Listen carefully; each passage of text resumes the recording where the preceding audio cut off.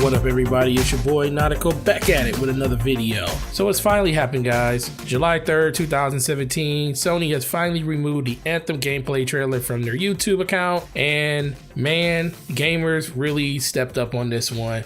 They just brought a lot of heat onto Sony when they actually looked at this, provided a lot of documentation to show that, hey, this is some fraudulent stuff that you're doing. And yes, a lot of people are saying that this is an EA thing, and EA provided the actual assets for this video, and they probably even did the terrible Photoshop that was on this system.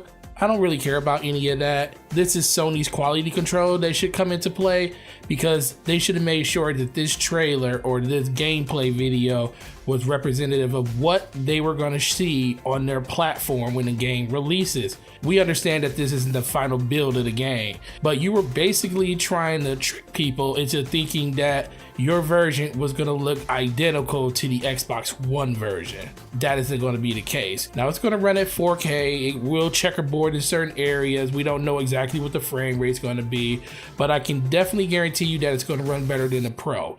And that's only because the Pro doesn't have as much power as the Xbox One X. Now, after Sony took down the gameplay off their YouTube account, Forbes did an article and they were talking about it.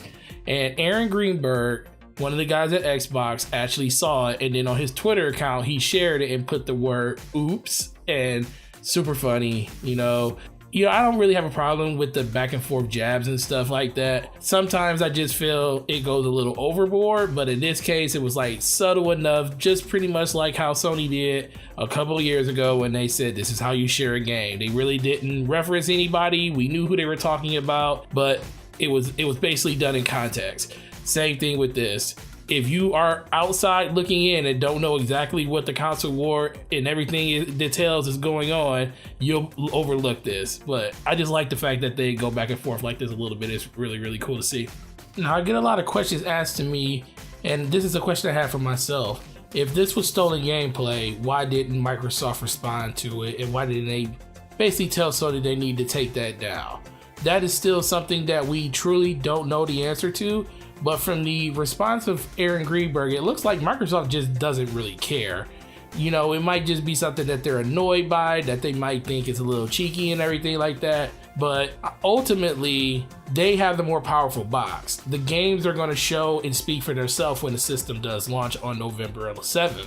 And when Anthem comes out, which is a really big game that Microsoft is promoting, it's going to tell the tale too. We just got to wait a little bit longer for that one. But ultimately, it comes down to this. Microsoft has the stronger console. PlayStation's waiting for PlayStation 5 to come out. And the narrative has changed drastically since 2013. When Sony was in the lead, it was all about power, resolution, frame rate, all that good jazz. Microsoft came out the door swinging with a bunch of exclusives. Yes, a lot of people think they blew their wad early in the generation, so they don't have anything for right now. Where Sony had a slow burn, now we're starting to see all their big games. But it's just funny now that everybody's saying, well, they don't have any exclusives, when they almost have more exclusives at this point, and they're on track to have more exclusives than the Xbox 360 did through an 8-year generational life cycle. So don't really know what people are expecting from Microsoft when, yes, they are newer to the game development business. They don't have as many studios as Sony has, but what they do have, they have Xbox Live. They have a really good fan base of people that love their games and that like to support them, just enjoy games overall.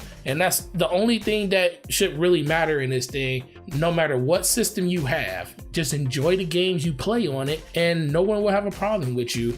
And then this whole Xbox and PlayStation thing can come to an end. Guys, hope you enjoyed this video. Make sure you leave a like on it if you liked it. Make sure you sub to the channel if you haven't. Hit that notification button to let you know when the next video is live. It's the 4th of July, guys. I hope you had a really great one, and I hope you're staying safe, and make sure you have a great week, and I will see you guys in the next video. Peace.